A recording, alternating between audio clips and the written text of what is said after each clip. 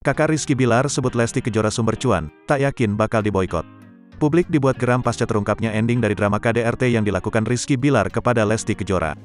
Diketahui, Lesti Kejora memutuskan untuk mencabut laporannya di Polres Metro Jakarta Selatan pada Jumat tanggal 14 Oktober tahun 2022 lalu. Tak sedikit yang menyayangkan mengapa pedangdut asal Cianjur tersebut memilih untuk memaafkan sosok yang telah berstatus sebagai tersangka kasus KDRT dan tak melanjutkan perkara hukumnya.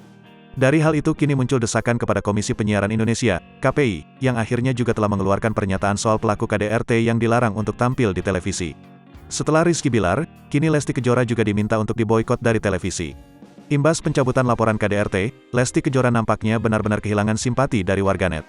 Di lain sisi, kemarahan publik ini ditanggapi santai oleh pihak keluarga Rizky Bilar.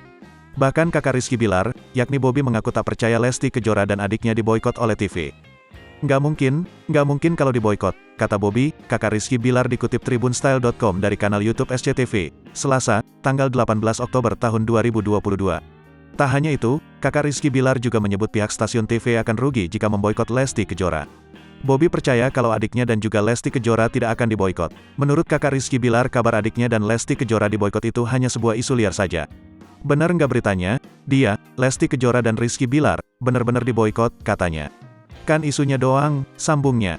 Diduga dari perkataan Bobby bahwa pihak stasiun TV akan rugi jika memboikot Lesti Kejora dan Rizky Bilar.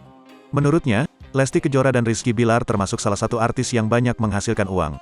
Malah rugilah mereka, pihak TV, boikot mereka berdua, Lesti Kejora dan Rizky Bilar, ujarnya. Salah satu cuan yang paling banyak kan mereka, pungkasnya.